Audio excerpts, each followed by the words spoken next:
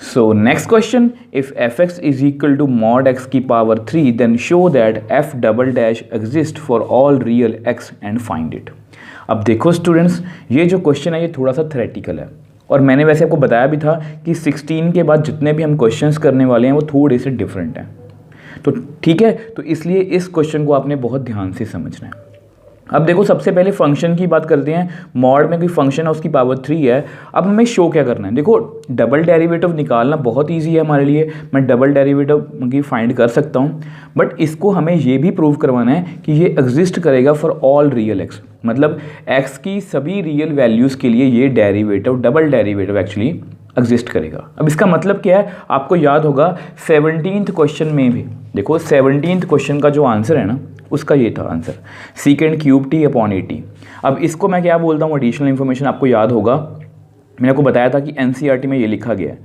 अब इसका मतलब क्या होता है कि टी ज़ीरो नहीं आ सकता क्योंकि नीचे है, क्योंकि अगर टी ज़ीरो नीचे आ गया तो ये नॉट डिफाइंड बन जाएगा, डबल डेरिवेटिव की वैल्यू नॉट डिफाइंड बन जाएगी। और अगर सीकेंड की वैल्यू 90 आ गई तो भी सीकेंड 90 कितना होता है, नॉट डिफाइंड। तो डबल डेरिवेटिव की वैल्यू को, ये जो डबल डेरिवेटिव है इस वैल्यू को एग्जिस्ट करवाने के लिए ये एडिशनल इन्फॉर्मेशन है। तो सेम वैसे ही यहाँ पर है, इस डबल डेरिवेटिव को एग्जिस्ट कराने के लिए कि वो सभी रियल वैल्यूज़ के लिए एग्जिस्ट करेगा, हमें कुछ थोड़ा सा मतलब कि थ्योरेटिकल काम भी करना पड़ेगा इस क्वेश्चन में। ठीक है, अब देखो इस क्वेश्चन को करने के लिए मेनली आपको दो चीज़ों के बारे में पता होना चाहिए। सबसे पहली बात, मॉडुलस फंक्शन किस तरह से काम करता है। दूसरी बात, मैंने आपको बेसिक्स वाली वीडियो में, डेरिवेटिव्स की बेसिक्स वाली वीडियो में ये बताया था कि left hand, if a function is differentiable at some point सी तो left hand derivative is equal to right hand derivative. ये जो पूरा कंसेप्ट है इस पर मैंने पूरी वीडियो बनाई थी, डेरिवेटिव के बेसिक्स वाली वीडियो। इस वीडियो का लिंक आपको ऊपर आई बटन में मिल जाएगा। अगर आपको कोई कंफ्यूजन है तो वो वीडियो आप जाके देख सकते हो, नहीं तो मैं आपको थोड़ा बहुत यहाँ पर भी बताने की कोशिश करूँगा।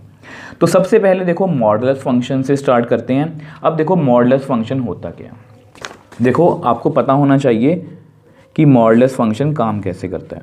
अब हमें ये तो पता होगा कि हाँ उसका आंसर पॉजिटिव। अगर किसी आप नॉर्मल बंदे से पूछोगे कि मॉडुलस क्या होता है, वो बोलेगा पॉजिटिव वैल्यू, बट एक्चुअल में उसके पीछे का जो प्रोसेस है वो आपको पता होना चाहिए। इसकी दो वैल्यूज़ होती हैं, देखो x greater than equal to 0, x less than 0। ठीक है, मॉडुलस की दो वैल्यूज़ है, प्लस एक्स माइनस एक्स। अब मैं आपको प्रूव भी करके दिखा देता हूँ। देखो x अगर 1 हो, 2, 3 या ऐसे कोई भी नंबर, या इवन 0 भी लिख लेना। ठीक है, तो मॉड x का आंसर कैसे आएगा, 1 का आंसर 1, 2 का आंसर 2, 0 का आंसर 0। ठीक है, आपको पता है मॉड हमेशा पॉजिटिव आंसर देता है। अगर मैं 0 से छोटी वैल्यू फिल करूं, जैसे -1, -2, -3, तो कैसे आंसर आएगा मॉड x का। देखो -1 का मॉड कैसे आएगा, माइनस, यहाँ माइनस पहले से है, x की वैल्यू कितनी है -1, तो कितना बन जाएगा +1। -2 फिल करो, माइनस, यहाँ पर -2, यहाँ पर माइनस पहले से है तो कितना आएगा +2। तो इस तरह से हमें हमेशा पॉजिटिव आंसर मिलता है कि जब भी x की वैल्यू 0 से छोटी होती है तो -x, जब भी x की वैल्यू 0 या 0 से बड़ी होती है तो +x। तो इस तरह से मॉडुलस फंक्शन काम करता है, ये आपको पता होना चाहिए। अब यहाँ पर हमारा फंक्शन कौन है, मॉड x का क्यूब। देखो कुछ भी नहीं है, यहाँ पर मॉड x का क्यूब कर दो, यहाँ पर कितना आंसर आएगा x क्यूब। यहाँ पर देखो ऐसा कर लो, चलो x का क्यूब माइनस x का क्यूब। अगर x 0 या 0 से बड़ा है, अगर x 0 या 0 से छोटा है। ठीक है, तो कितना आंसर आएगा, देखो यहाँ पर आएगा x क्यूब, यहाँ पर कितना आएगा, देखो x का क्यूब x क्यूब, माइनस का क्यूब कितना आएगा माइनस। तो इस तरह से ये जो हमारा मॉडुलस फंक्शन है डिफाइन है। आप चेक भी कर सकते हो, आप इसमें 0 से बड़ी कोई वैल्यू फिल कर लो, 0 या 0 से बड़ी, 1 का क्यूब 1, 2 का क्यूब 8, 3 का क्यूब 27, मतलब हमेशा पॉजिटिव आंसर। अगर आप नेगेटिव वैल्यूज़ फिल करोगे, -1, -2, -1 का क्यूब, मतलब देखो अगर इसको चेक करना चाहते हो तो -1 का क्यूब, ठीक है, यहाँ माइनस पहले से ही है। अगर मैं x को -1 फिल करूँगा, यहाँ -1 फिल करना, -1 का क्यूब -1 तो कितना आएगा +1। सेम वे से अगर आप -2 का क्यूब करोगे, बाहर कितना माइनस, तो अंदर कितना आएगा -8 तो +8। तो इस तरह से हमें हमेशा पॉजिटिव आंसर मिलेगा। तो हमारा जो फंक्शन है वो इस तरह से डिफाइन है, ये आपको पता होना चाहिए। ठीक है, तो सबसे पहले फंक्शन को लिखते हैं, let f(x) is equal to mod x का क्यूब। अब ये किस तरह से डिफाइन है, x cube if x greater than equal to 0 minus x cube if x less than 0। तो इस तरह से हमारा मॉडुलस फंक्शन डिफाइन है। अब देखो आपको पता है डबल डेरिवेटिव की बात कर रहे हैं, डबल डेरिवेटिव तक हम तभी पहुंचेंगे जब हम फर्स्ट डेरिवेटिव करेंगे। मैंने आपको हमेशा यही बताया, पहले फर्स्ट डेरिवेटिव फिर डबल डेरिवेटिव। पहले फर्स्ट डेरिवेटिव एग्जिस्ट करना पड़ेगा, क्योंकि एग्जिस्ट करवाना पड़ेगा एक्चुअल में, तभी हम सेकंड डेरिवेटिव की बात करेंगे। क्योंकि अगर सिंगल डेरिवेटिव ही एग्जिस्ट नहीं करेगा तो डबल डेरिवेटिव की तो हम बात ही नहीं कर सकते। तो सबसे पहले फर्स्ट डेरिवेटिव को एग्जिस्ट कराने की बात करेंगे।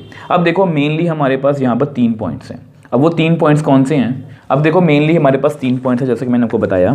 देखो ये 0 है, देखो 0 से बड़े वैल्यूज़ के लिए हमारे पास फंक्शन की वैल्यू है एक्स क्यूब, 0 से छोटे के लिए माइनस एक्स क्यूब। ठीक है, अब एक्चुअल में देखो मैं आपको क्या समझाना चाह रहा हूँ, इसके लिए अलग वैल्यूज़ है, इसके लिए अलग वैल्यूज़ हैं। एक्चुअल में 0 हमारा क्या है, 0 हमारा क्या है, ब्रेकिंग पॉइंट। मैंने आपको याद होगा, अगर आप मेरे को डेरिवेटिव में स्टार्टिंग से फॉलो कर रहे हो तो मैंने कंटिन्यूटी और डिफरेंशिएबिलिटी में यही वर्ड यूज़ किया है। ये हमारा क्या है, ब्रेकिंग पॉइंट, जहाँ पर हमारा फंक्शन मतलब कि ब्रेक हो रहा है। अब देखो यहाँ पर हम 3 केसेस डिस्कस करेंगे, बहुत छोटी छोटी बातें हैं, जल्दी जल्दी से आपको एक्सप्लेन करूँगा। सबसे पहले केस 1 की बात करते हैं। देखो केस 1, ठीक है, केस 1 में आप मान लो लेट एक्स जो है लेस देन 0, मतलब x की वैल्यू 0 से कम है। तो आपको पता है कि आपके फंक्शन की वैल्यू कितनी आएगी, x लेस देन 0 के लिए माइनस एक्स क्यूब। और ये क्या है, पॉलिनोमियल फंक्शन। ठीक है, यहाँ पर आप लिख दो being a polynomial function, being a polynomial function fx is equal to minus x cube is always differentiable. देखो यानी कि आपको पता है ना कि पॉलिनोमियल फंक्शन हमेशा डिफरेंशिएबल होता है। देखो डिफरेंशिएबल क्यों होता है वो भी बता देता हूँ। अब देखो पॉलिनोमियल फंक्शन है कोई भी, मान लो 6x² प्लस 2x प्लस 1, ये मान लो कि फंक्शन है। ठीक है, इसका डेरिवेटिव करना, इसका डेरिवेटिव कितना आएगा, 12x प्लस 2। अब आपको याद होगा जब मैंने आपको रूल्स थ्योरम और लैग्रांज मीन वैल्यू थ्योरम वाले क्वेश्चंस करवाए थे, तब मैंने आपको बताया था कि डिफरेंशिएबिलिटी एग्जिस्ट करने का एक्चुअल में मतलब क्या है। कि अभी भी मैंने आपको बताया कि फंक्शन हमारा नॉट डिफाइंड नहीं बनना चाहिए, क्योंकि अगर हम डेरिवेटिव भी करते हैं तो आता तो ये फंक्शन ही है ना, एक फंक्शन ही है ना, ये फंक्शन नॉट डिफाइंड नहीं होना चाहिए। आपको पता है मैथमेटिक्स में सिर्फ 2 ही चीज़ें नॉट डिफाइंड हैं, समथिंग अपॉन 0, इवन रूट के अंदर नेगेटिव वैल्यू, और पॉलिनोमियल फंक्शन के अंदर ना तो अंडर रूट है और ना ही डिनोमिनेटर है। तो इसलिए ये हमेशा क्या होते हैं, डिफरेंशिएबल। तो x लेस देन 0 के लिए हमेशा हमारा फंक्शन क्या होगा, डिफरेंशिएबल। अब सेम वे से केस 2 को डिस्कस करते हैं। केस 2, लेट x 0 से बड़ा है, जब x 0 से बड़ा है। ठीक है, तो आपको पता है फंक्शन की वैल्यू कितनी आएगी, fx is equal to x cube, ये रही, x ग्रेटर देन 0 के लिए एक्स क्यूब। तो बीइंग अगेन फिर same line, being a polynomial function, हम कॉमा डाल, fx is equal to x cube is always differentiable. ये हमेशा क्या होगा, डिफरेंशिएबल। ठीक है, हमने 2 केस डिस्कस कर लिए, ये बहुत इजी थे। दिक्कत कहाँ पर आएगी, जो मैंने आपको बताया था, दिक्कत यहाँ पर आएगी ब्रेकिंग पॉइंट पर, कि ब्रेकिंग पॉइंट पे हम डिफरेंशिएबिलिटी कैसे चेक करेंगे, क्योंकि 0 पर जस्ट 0 से इधर गए तो वैल्यू चेंज, 0 से इधर आए तो वैल्यू चेंज। तो ब्रेकिंग पॉइंट पर हम डिफरेंशिएबिलिटी कैसे चेक करते हैं, आपको याद होगा बेसिक्स वाली वीडियो मैंने आपको ये फॉर्मूला दिया था, left hand derivative is equal to right hand derivative अगर कोई function differentiable at any point सी, तो ये उसका फॉर्मूला है। तो ये फॉर्मूला हम यहाँ पर यूज़ करने वाले हैं। ठीक है, अब देखो ऐसा करते हैं, केस 3 को डिस्कस करते हैं। अब केस 3 में हमारे पास क्या है, केस 3 क्या है हमारे पास, let x is equal to 0, मतलब ब्रेकिंग पॉइंट पर एग्जैक्टली। ठीक है, अब देखो फंक्शन की वैल्यू कितनी है, फंक्शन को एक बार दोबारा से लिखते हैं। अब यहाँ पर हमारे पास फंक्शन क्लियर था कि माइनस मतलब कि लेस देन 0 के लिए हमेशा ये वैल्यू है, ग्रेटर देन 0 के लिए हमेशा ये वैल्यू है, बट ब्रेकिंग पॉइंट पर हमें चेक करना है, तो फुल फंक्शन लिख लो अपना एक्स क्यूब, क्योंकि यही प्रोसीजर है हमारा, greater than equal to 0 minus x cube if x less than 0। अब ऐसा करते हैं, इसको नेक्स्ट पेज पे आपको एक्सप्लेन करता हूँ। अब देखो, जैसा कि आपको पता है हमने लेस देन 0 के लिए भी डिफरेंशिएबिलिटी चेक कर ली, ग्रेटर देन 0 के लिए भी चेक कर ली, अब हमें 0 पर चेक करनी है। तो सबसे पहले हम, आपको पता है, लेफ्ट हैंड डेरिवेटिव की बात करेंगे, लेफ्ट हैंड डेरिवेटिव। अब देखो, लेफ्ट हैंड डेरिवेटिव का फॉर्मूला क्या है, f of c minus h. जिस पॉइंट पर हम चेक कर रहे हैं तो यहाँ पर हम क्या लिखेंगे, एफ ऑफ 0 माइनस एच, ठीक है, क्योंकि 0 पर हम चेक कर रहे हैं ना, माइनस एफ ऑफ सी मतलब F of 0 divide by minus H. यहाँ पर मैं लिमिट एच अप्रोचेस टू 0 लिखना भूल गया, ये लिखना जरूरी है, ठीक है। तो इसकी वैल्यू कैलकुलेट करते हैं, limit h approaches to 0 f of 0 minus h. ऐसा करते हैं, इसको मैं बाद में आपको अगले स्टेप में बताता हूँ, पहले एफ ऑफ 0 को सॉल्व कर लेते हैं। देखो, एफ ऑफ 0 का क्या मतलब है, देखो ये एफ एक्स है हमारा, आपके सामने है एफ एक्स, ठीक है। इसके अंदर मैं जो भी वैल्यू फिल करूँगा वो इस अकॉर्डिंग हमें आंसर देगी। ध्यान से सुनना मेरी बात, एक्स की वैल्यू मैं जो भी फिल करूँगा वो इस अकॉर्डिंग आंसर करेगी। अगर मैं एक्स को 1 फिल करूँगा तो कितना आंसर आएगा, 1 का क्यूब, क्योंकि वो 0 से बड़ा है तो 1। अगर मैं x को -1 फिल करूँगा, वो 0 से छोटा है तो मतलब -1 का क्यूब, तो अगेन इसका आंसर कितना आएगा, +1। मतलब इस अकॉर्डिंग आंसर देगा, ठीक है। अब ध्यान से सुनना मेरी बात, एफ ऑफ 0, अब आपको पता है एफ ऑफ 0, एक्स की वैल्यू एग्जैक्टली 0 कहाँ पर है, इस अकॉर्डिंग आंसर देगा, मतलब 0 का क्यूब, तो कितना आंसर आएगा, 0। तो यहाँ पर कितना आएगा, 0 माइनस एच। अब देखो, 0 माइनस एच को मुझे आपको एक्सप्लेन करना है, फिर से वही बात, एफ ऑफ 0 माइनस एच। अब देखो इसका मतलब क्या है एक्चुअल में, एफ ऑफ 0 माइनस एच, जिसको ये समझ आ गया समझ लो, उसको क्वेश्चन समझ आ गया। एफ ऑफ 0 माइनस एच का मतलब क्या है, 0 में से मैंने कुछ माइनस किया है, 0 में से मैंने कुछ माइनस किया है। अगर मैं 0 में से कुछ माइनस करूँगा तो मैं 0 से पीछे गया, मैं 0 से, देखो यहाँ पर 0 है, मैंने 0 में से कुछ ऐड किया तो आगे जाऊँगा, कुछ सब्ट्रैक्ट किया तो पीछे जाऊँगा, मतलब 0 माइनस एच 0 से कम। मतलब ये जो हमारी x की वैल्यू है, ये जो x की वैल्यू है, ये 0 से कम है। और 0 से कम के लिए कितना आंसर आता है, माइनस, जहाँ पर भी देखो ऐसे कुछ आंसर आएगा। देखो मैंने यहाँ पर क्या किया था, 0 से कम है ना नंबर, तो मैंने x की जगह पर -1 फिल कर दिया, माइनस एक्स क्यूब की जगह पर मैंने -1 का क्यूब किया। अब ये भी 0 से कम है तो मैंने क्या किया, माइनस x की जगह पर 0 माइनस एच लिख दिया। तो आपको पता है माइनस, अब ये कितना आएगा, -h का क्यूब। अब -h का क्यूब कितना होता है, -h क्यूब, क्योंकि माइनस का क्यूब तो माइनस ही होगा ना, तो कितना आएगा आंसर, +h क्यूब। तो यहाँ पर हमारे पास कितना आएगा, h क्यूब -0 अपॉन -h। जिनको बेसिक्स अच्छे से क्लियर है उनको ये अच्छे से समझ आ जाएगा। अब देखो, अब हमें क्या करना है, इसका आंसर कितना आ गया, limit h approaches to 0 h cube upon -h। अब इस h को आप इससे कट कर सकते हो, तो हमारे पास कितना आ गया, limit h approaches to 0 -h²। अब आप लिमिट को अप्रोच करवा दो, -0 का स्क्वायर कितना आ गया, 0। तो यानी कि हमारी जो लेफ़्ट हैंड डेरिवेटिव की वैल्यू है, वो कितनी आ गई यहाँ पर,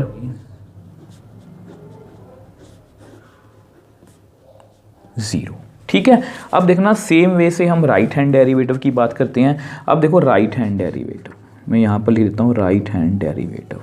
अब उसका भी फॉर्मूला मैंने पहले से लिख रखा है, limit h approaches to 0 f of c plus h, मतलब 0 प्लस एच, क्योंकि 0 पर चेक करना है, minus F of 0 upon H. तो लिमिट h अप्रोचेस टू 0। अब देखना 0 प्लस एच को मैं आपको एक्सप्लेन कर देता हूँ, ये सब कुछ मैंने आपको बताया।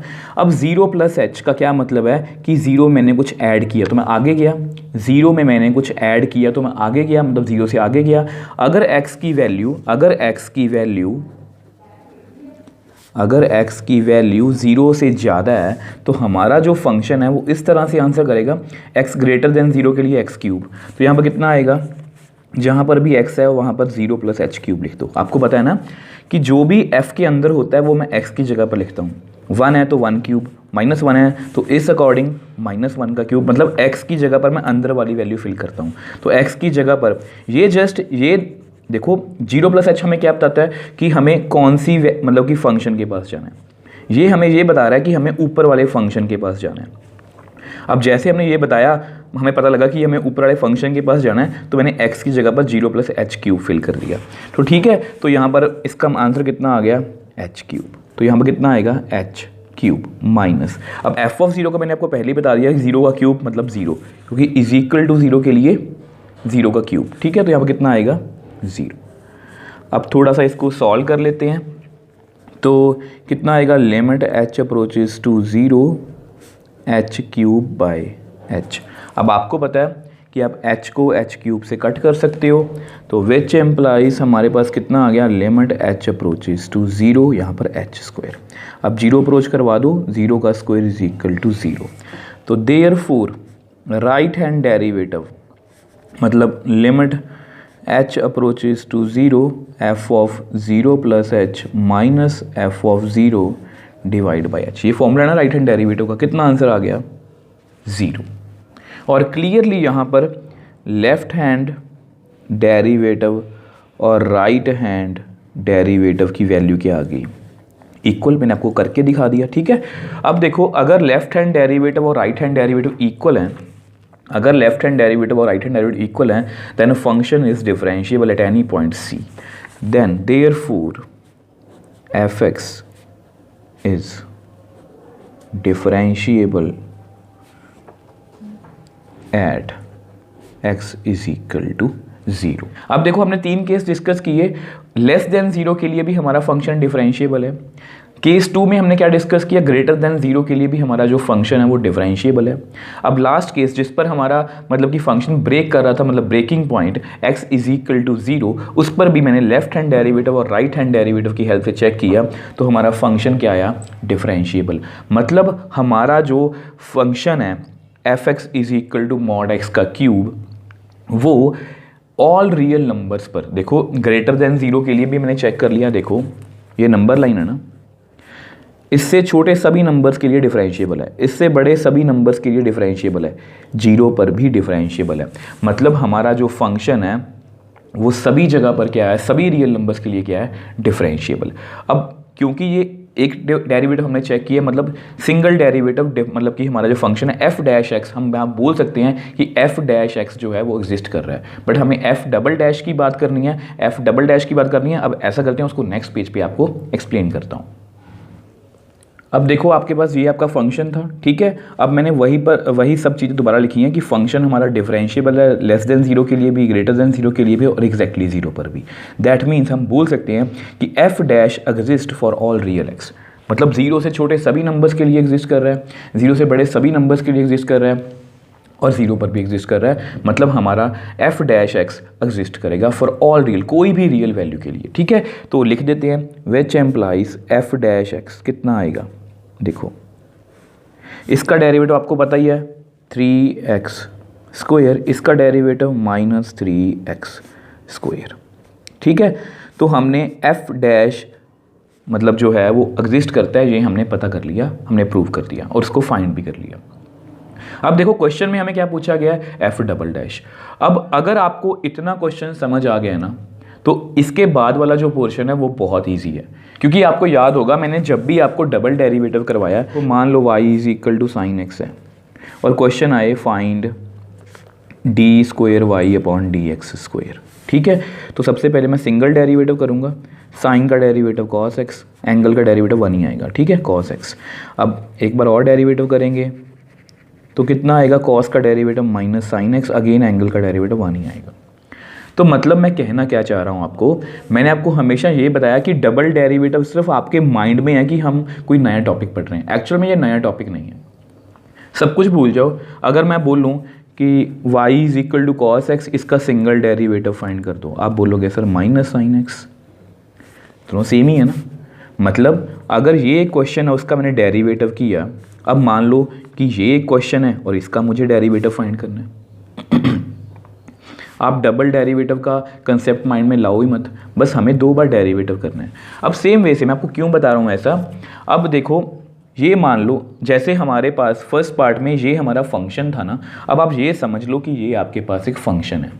जिस तरह से यहाँ पर ये फंक्शन है, ये डेरिवेटिव है। अब उसके बाद ये फंक्शन हो गया, ये डेरिवेटिव हो गया। जैसे यहाँ पर ये फंक्शन, ये डेरिवेटिव, तो उसी तरह से ये फंक्शन था, ये उसका डेरिवेटिव है। अब क्योंकि हमें डबल डेरिवेटिव की बात करनी है, तो अब ये हमारा फंक्शन है, मतलब ये हमारा फंक्शन है। अब इस पर हम चेक करेंगे कि क्या हमारा फंक्शन सभी जगह पर डिफरेंशिएबल है या नहीं। अब फिर से वही बात, पहले केस 1 को डिस्कस करेंगे, केस 1, ठीक है। अब केस 1 में क्या होगा, लेट x जो है वो लेस देन 0 है। अगर x लेस देन 0 है तो हमारे फंक्शन f डैश x की वैल्यू कितनी आएगी, -3x square. Being a polynomial function, being a polynomial function, जो हमने मतलब कि सारा कुछ पहले किया वो रिपीट ही करना है। Being a polynomial function f dash x is equal to -3x square. देखो मैंने आपको हमेशा बोला है कि चाहे हमने इसका डेरिवेटिव कर लिया, ये है तो एक फंक्शन ही है ना। f dash x is always differentiable, मतलब ये हमेशा क्या होगा, डिफरेंशिएबल। मैंने आपको बताया था ना फर्स्ट पार्ट में भी। देखो डिफरेंशिएबल क्यों होता है, क्योंकि ना तो हमारे फंक्शन में डिनोमिनेटर है, ना ही हमारे डेरिवेटिव में अंडर रूट है, तो ये हमेशा डिफरेंशिएबल होगा, ठीक है। इसलिए बोलते हैं कि पॉलिनोमियल फंक्शन हमेशा डिफरेंशिएबल होते हैं। अब केस 2 की बात कर लेते हैं। देखो केस 2 क्या है, लेट x जो है वो ग्रेटर देन 0 है, ठीक है। अगर x की वैल्यू 0 से बड़ी है तो हमारे फंक्शन की वैल्यू कैसी है, हमारा फंक्शन है 3x स्क्वायर। फिर से वही same line, being a polynomial function, being a polynomial function f dash x is equal to 3x square is always differentiable. ये हमेशा क्या होगा, आपको पता है क्या होगा, डिफरेंशिएबल, क्योंकि ना हमारे फंक्शन में डेरिवेटिव में डिनोमिनेटर है ना ही रूट है, ठीक है। अब मेन वही बात है, ये तो वैसी फॉर्मेलिटी है, हमें चेक कहाँ पर करना है, हमें 0 पर चेक करना है, क्योंकि 0 क्या है आपका ब्रेकिंग पॉइंट। अब उसको हम नेक्स्ट पेज पे चेक करते हैं। अब देखो अपना लास्ट केस डिस्कस करते हैं, x इज इक्वल टू 0, मतलब 0 हमारा क्या है, ब्रेकिंग पॉइंट। 0 से मतलब कि बड़े के लिए हमने चेक कर लिया, 0 पे छोटे के लिए भी हमने चेक कर लिया। अब हमें एग्जैक्टली 0 मतलब ब्रेकिंग पॉइंट पर चेक करना है, ठीक है। और आपको पता है इसका क्या फॉर्मूला, लेफ्ट हैंड डेरिवेटिव की वैल्यू कैलकुलेट करेंगे, फिर राइट हैंड डेरिवेटिव की। अगर वो दोनों सेम आ गई तो हमारा फंक्शन क्या है, ये वाला फंक्शन भी क्या है, डिफरेंशिएबल, ठीक है। अब आपको पता है लेफ्ट हैंड डेरिवेटिव का क्या फॉर्मूला है, एफ सी, मतलब देखो f c minus h, limit h approaches to 0। अब देखो यहाँ पर फंक्शन कैसा है हमारा, एफ डैश, नेम कोई भी हो सकता है, ऐसा नहीं है कि यहाँ पर एफ डाला गया सर आप एफ डैश डाल रहे हो, ये फंक्शन का नेम है। आप इसका नेम कोई और रखना चाहते हो तो और भी रख सकते हो, जैसे जी एक्स रख लिया, ठीक है। तो एफ डैश क्या लिखूँगा, सी मतलब 0 minus H minus f dash 0 upon minus H, ठीक है। अब देखो बहुत ईजी है, फिर से वही बातें दोबारा से एक्सप्लेन करूँगा।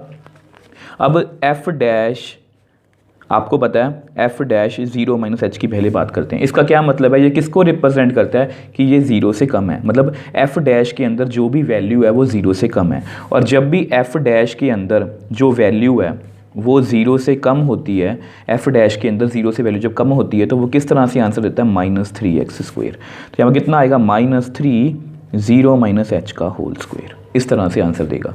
मतलब -3 माइनस एच का स्क्वायर प्लस एच स्क्वायर, तो -3h स्क्वायर। तो यहाँ पर कितना आएगा, -3h स्क्वायर, ठीक है। अब देखो f डैश 0 की बात करते हैं।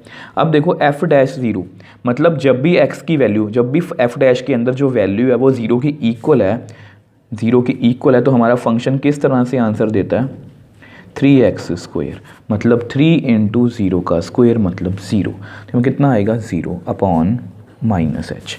तो थोड़ा सा इसको सॉल्व करते हैं, limit h approaches to 0 -3h square upon minus h. अब आपको पता है ये आप कट कर सकते हो, माइनस h और h, तो आपके पास कितना आ गया, limit h approaches to 0 3h, तो 0 अप्रोच करवाओगे तो 3 इंटू 0 कितना आएगा, 0। देयरफॉर लेफ्ट हैंड डेरिवेटिव की वैल्यू कितनी आ गई, limit h approaches to 0 f dash 0 minus h f dash zero upon minus h, इसकी वैल्यू कितनी आ गई 0। ठीक है, अब सेम वे से ही राइट हैंड डेरिवेटिव को सॉल्व करते हैं। देखो अब राइट हैंड डेरिवेटिव की वैल्यू कितनी है, आपको पता है क्या फॉर्मूला क्या कहता है उसका, limit h approaches to 0 f dash c plus h मतलब 0 plus h minus f dash c मतलब 0 अपॉन एच।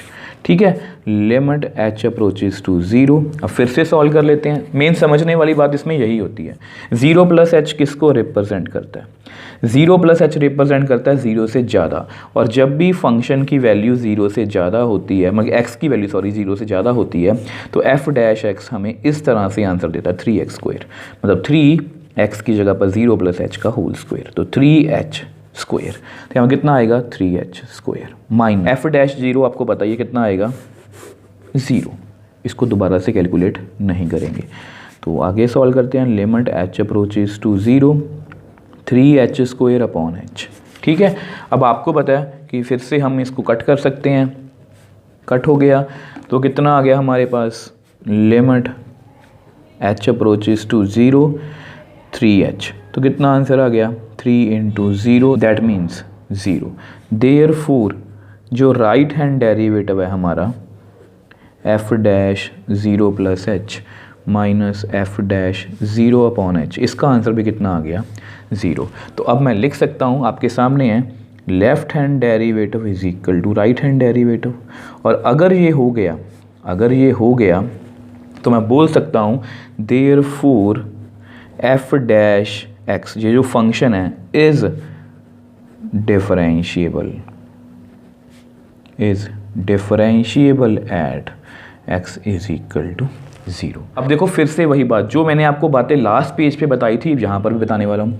अब क्योंकि F dash x is differentiable है एट 0 पर, ये 0 से सभी छोटे नंबर के लिए भी डिफरेंशिएबल है, ये फंक्शन 0 से सभी बड़े नंबर्स के लिए भी डिफरेंशिएबल है। देयरफॉर एफ डैश एक्स जो है वो सभी रियल नंबर्स के लिए क्या है, डिफरेंशिएबल। तो मैं क्या बोल सकता हूँ, अगर एफ डैश एक्स डिफरेंशिएबल है तो एफ डबल डैश एग्जिस्ट। अब देखो फिर से मैंने अपनी बातें रिपीट ही करी हैं कि अगर एफ डैश, देखो आपके सामने है ये डिफरेंशिएबल है केस 1 में, मतलब लेस देन 0 के लिए, केस 2 ग्रेटर देन 0 के लिए भी डिफरेंशिएबल है, और एग्जैक्टली 0 पर भी ये डिफरेंशिएबल है। मतलब F double dash exist for all real x, मतलब एफ डबल डैश की वैल्यू हर रियल नंबर के लिए एग्जिस्ट करेगी। 0 से सभी छोटे नंबर हमने चेक कर लिए, 0 से सभी बड़े नंबर हमने चेक कर लिए, एग्जैक्टली 0 पर भी चेक कर लिया। अब कुछ बच्चों को कंफ्यूजन होगी कि सर यहाँ पर एफ डबल डैश कैसे आ गया। देखो ऐसे घबराया मत करो, देखो लास्ट पेज पे मैंने क्या लिखा था कि एफ एक्स इज़ डिफरेंशिएबल। हमने लास्ट मतलब कि फर्स्ट पार्ट में यही प्रूव किया ना कि एफ एक्स डिफरेंशिएबल है ग्रेटर देन 0 के लिए, लेस देन 0 के लिए, एग्जैक्टली 0 के लिए। देयरफॉर अगर ये डिफरेंशिएबल है तो एफ डैश एक्स एग्जिस्ट, मैं यही लिखूंगा। तो सेम वे से अगर F dash double single dash जो है वो डिफरेंशिएबल है लेस देन 0 ग्रेटर देन 0 और इज इक्वल टू 0 के लिए, तो एफ डबल डैश एग्जिस्ट करेगा। तो यही तो हमें प्रूव करना था, और उन्होंने हमें ये भी बोला कि अगर ये एग्जिस्ट कर रहा है तो इसको फाइंड भी करो। अब उसको मैं आपको नेक्स्ट पेज पे करके दिखा देता हूँ। अब देखो ये आपका फंक्शन था, इसको हमने डिफरेंशिएबल प्रूव किया कि ये सभी रियल नंबर्स के लिए डिफरेंशिएबल है। अब इसको फाइंड भी कर लेते हैं, मतलब इसको फाइंड करने के लिए यहाँ पर क्या लिखेंगे, एफ डबल डैश। ठीक है, अब क्योंकि ये डिफरेंशिएबल है मतलब डेरिवेटिव मैं कर सकता हूँ। अब 3x स्क्वायर का डेरिवेटिव कितना होगा, 3 बाहर, मुझे डेरिवेटिव करना है एक्स स्क्वायर का। एक्स स्क्वायर का डेरिवेटिव कितना होगा 2x। ठीक है, कितना आएगा 6x। ठीक है, यहाँ पर मैं फंक्शन का डेरिवेटिव कर सकता हूँ, पावर आगे आ गई, एक पावर कम होगी, देन डेरिवेटिव ऑफ फंक्शन। देखो ऐसे, फंक्शन कौन है x का derivative with respect to x1, यहाँ पर 6x आएगा। ठीक है, और ग्रेटर देन 0 के लिए यानी कि कितना आंसर आएगा 6x, greater than equal to 0 के लिए अब यहाँ पर कितना आएगा -6x। तो देखो स्टूडेंट्स, इस क्वेश्चन को हमने बड़ी ही ईजिली प्रूव कर लिया। जस्ट आपको 2 ही बातें पता होनी चाहिए थी। 2 बातें कौन कौन सी, कि आपको मॉडुलस फंक्शन के बिहेवियर के बारे में पता होना चाहिए कि मॉडुलस फंक्शन जो है वो हमारा बिहेव कैसे करता है। दूसरी बात जो आपको पता होनी चाहिए थी कि जो डिफरेंशिएबिलिटी की डेफिनेशन होती है। आपको पता है ना मॉडुलस फंक्शन हमारा ऐसे काम करता है, मैंने आपको ये समझाया था। ठीक है, कि ग्रेटर देन इक्वल टू 0 के लिए x, यहाँ पर -x, मैंने अच्छे से एक्सप्लेन किया, और ये हमारा फंक्शन था। ठीक है। अब पहले मैंने इसका सिंगल डेरिवेटिव चेक किया, ग्रेटर देन 0 के लिए ये पॉलिनोमियल है डिफरेंशिएबल, लेस देन 0 के लिए पॉलिनोमियल है डिफरेंशिएबल। अब उसके बाद एग्जैक्टली 0 पर ब्रेकिंग पॉइंट पर जब मैंने चेक किया तो मैंने लेफ्ट हैंड डेरिवेटिव और राइट हैंड डेरिवेटिव वाला कंसेप्ट यूज़ किया। अब इन दोनों की वैल्यूज़ भी सेम आ गई, मतलब हमारा फंक्शन डिफरेंशिएबल है सभी रियल के लिए। सेम वे से अब दूसरी बार हमारा जो फंक्शन है वो ये बन गया। अब पहले जो फंक्शन था उसको हटा दिया, अब ये हमारा फंक्शन, आपको पता है डबल डेरिवेटिव में मैंने आपको हमेशा इसी तरह से करवाया। अब ये हमारा फंक्शन है, ये भी पॉलिनोमियल है, ग्रेटर देन 0 के लिए डिफरेंशिएबल, लेस देन 0 के मतलब पॉलिनोमियल है डिफरेंशिएबल। एग्जैक्टली 0 पर चेक किया, left hand derivative is equal to right hand derivative, और अल्टीमेटली हमारे पास हमारा आंसर आ गया। So next question, using mathematical induction prove that derivative मतलब d by d x x की power n is equal to n x n minus one for all positive integers n। अब देखो students, फिर से अपनी बात रिपीट करूंगा, देख लो डेरिवेटिव के हम मतलब चैप्टर कर रहे हैं और इसमें इंडक्शन की बात कर रहे हैं। मैंने आपको बोला था ना ये सभी क्वेश्चंस थोड़े से डिफरेंट लेवल के हैं। अब देखो, अब हमें मैथमेटिकल इंडक्शन की हेल्प से ये जो फॉर्मूला है डेरिवेटिव का, ये हमें प्रूव करवाना। आपको पता है डेरिवेटिव में हमने जो सबसे फर्स्ट फॉर्मूला सीखा था वो यही है कि अगर मुझे डेरिवेटिव करना हो x की पावर n का तो पावर आगे आएगी, एक पावर कम होगी। तो ये तो हमने सीख लिया था डेरिवेटिव में, ये हमें आता भी है, बट इसको हमें इंडक्शन की हेल्प से प्रूव करवाना है। अब यहाँ पर क्या लिखा गया, पॉजिटिव इंटीजर n। अब पॉजिटिव इंटीजर कौन से होते हैं, अब इंटीजर कैसे होते हैं, -3, -2, -1, 0, 1, 2, 3 एंड सो ऑन। अब पॉजिटिव इंटीजर कौन से होते हैं, 1, 2, 3 एंड सो ऑन। 0 को हम पॉजिटिव नहीं इंक्लूड करते, ठीक है। तो 1 मतलब 0 से बड़े सभी पॉजिटिव इंटीजर्स होते हैं, ठीक है। अगर मैं आपको सीधी सी बात कहूँ तो वो नेचुरल नंबर की बात कर रहे हैं। और आपको पता है, अगर आपको नहीं भी याद, आपको याद होगा इंडक्शन का जो चैप्टर है ये हमने क्लास 11th में पढ़ा हुआ है। और अगर आपको नहीं भी याद, आपको याद होगा मैट्रिसेस के अंदर भी हमने PMI का कंसेप्ट जो है मतलब principle of mathematical induction use किया था। मैट्रिसेस में भी कुछ क्वेश्चंस थे, ठीक है। अब देखो, आपको पता है जो इंडक्शन होती है ना उसमें 3 स्टेप्स होते हैं बेसिकली, और वो सिर्फ नेचुरल नंबर के लिए ही डिफाइन होती है। Given equation should be true for n is equal to 1। We assume that the given equation is true for n is equal to k where k is an natural number. Then now we have to prove that the given equation is true for n is equal to k+1।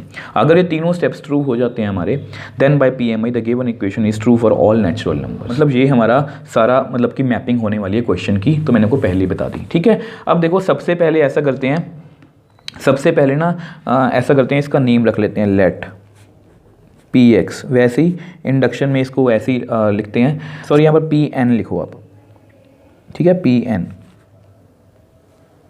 तो यहाँ पर कितना आएगा, derivative of x की power n is equal to nx n-1। ये हमारी equation है, ठीक है। तो आपको पता है इंडक्शन के अंदर हमारा सबसे पहला स्टेप क्या है, the given equation should be true for n is equal to 1। तो फर्स्ट स्टेप हमारा क्या होगा, let n is equal to 1। तो इसके लिए हम चेक करेंगे, ठीक है। तो p1 मतलब n की जगह पर 1, डेरिवेटिव ऑफ, चलो x की पावर 1, n की जगह पर 1 लिख लो, 1x 1 माइनस 1, ठीक है। तो यहाँ पर हमारे पास कितना आ गया, p1,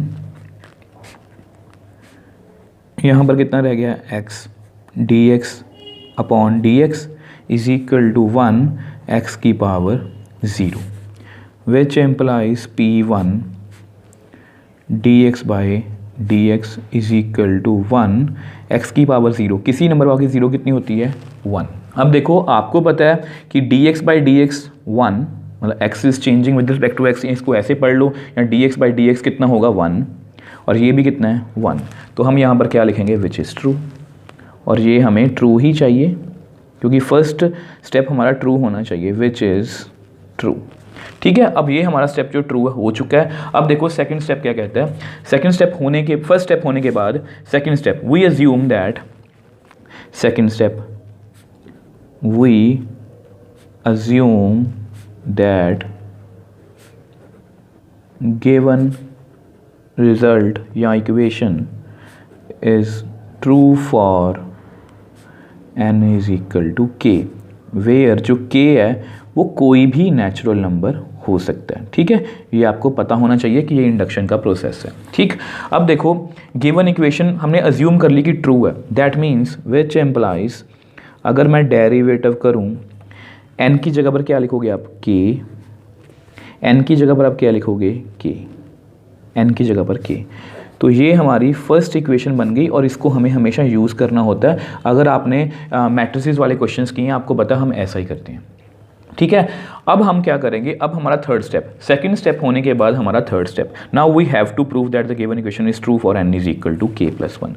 तो थर्ड स्टेप करते हैं, now we have to prove, अब हमें प्रूव करना है, ये हमने अज्यूम किया था, ये हमें प्रूव करना है दैट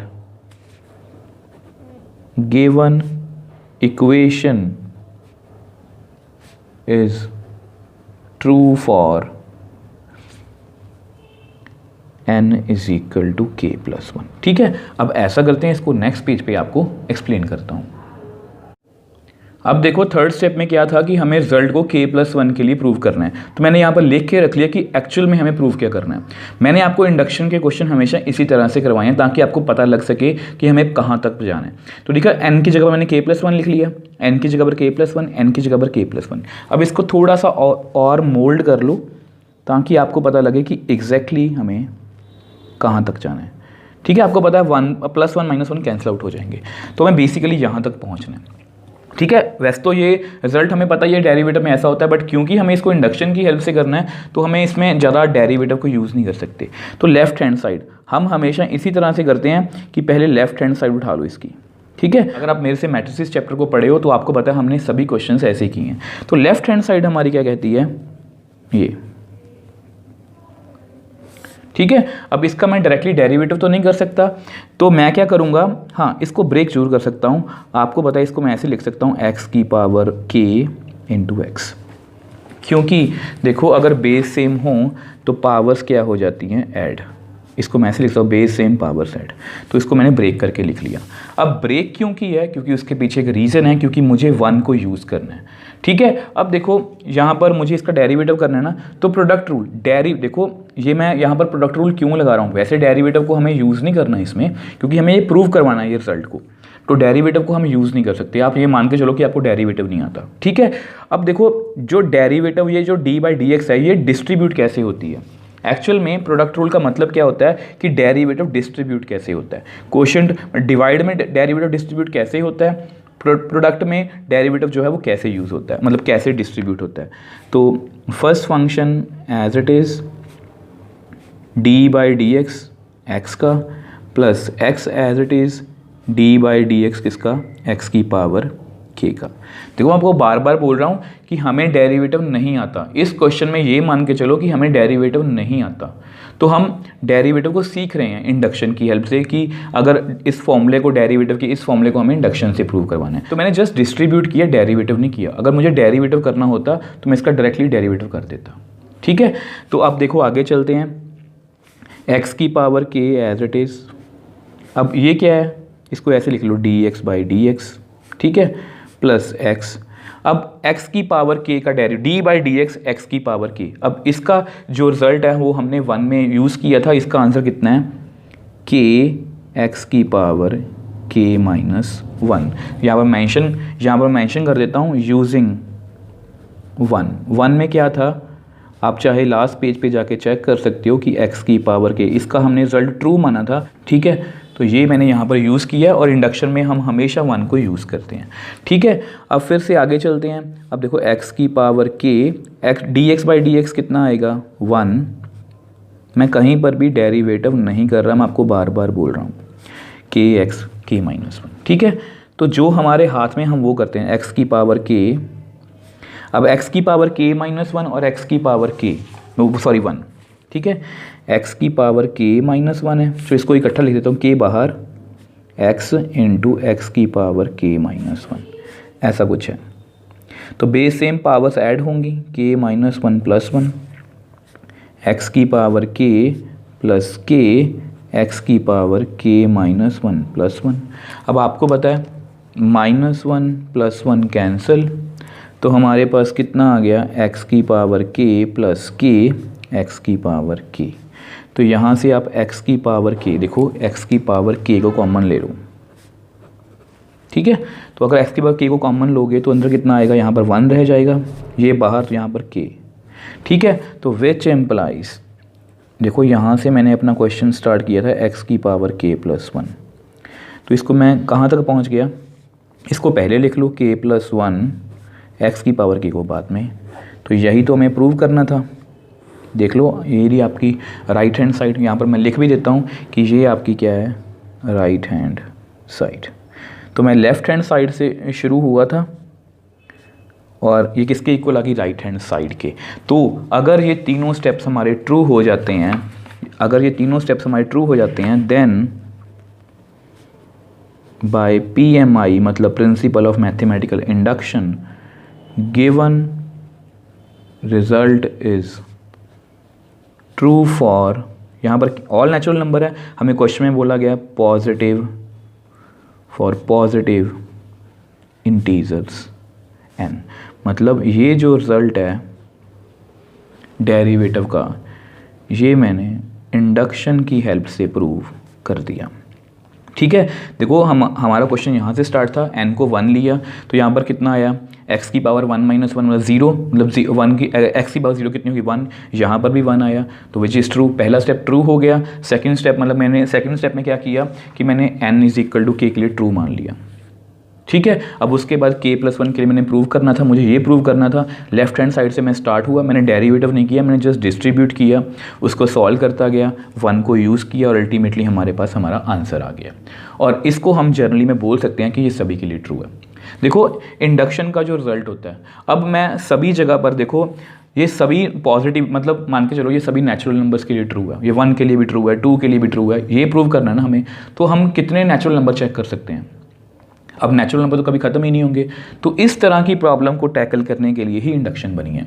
1 के लिए चेक कर लिया जस्ट पहले नेचुरल नंबर के लिए, उसके बाद उन्होंने क्या किया, एक रैंडमली k कोई नंबर मान लिया, वो k कोई भी नंबर हो सकता है, बड़े से बड़ा छोटे से छोटा, 2, 3, 1 लाख, 2 लाख, 2 करोड़, 3 करोड़, कुछ भी हो सकता है। अब k मान लो, ये मान के चलो कि k लास्ट वाला नेचुरल नंबर है, मान के चलो, वैसे ही आप मन में सोचो k लास्ट वाला नेचुरल नंबर है। अब k कोई लास्ट नेचुरल नंबर है, मान लो 1000 है, अब 1000 में मैंने 1 ऐड किया, नेचुरल नंबर में मैंने नेचुरल नंबर ऐड किया, तो वो भी तो एक नेचुरल नंबर ही आएगा ना, तो उसके लिए भी ट्रू हो गया। अब k कोई भी रैंडम नंबर हो सकता है और उसके +1 के लिए भी रिजल्ट ट्रू हो गया, मतलब ये रिजल्ट हमेशा हम बोल सकते हैं कि ये सभी नेचुरल नंबर्स के लिए ट्रू होगा, और यही हमने इंडक्शन में किया।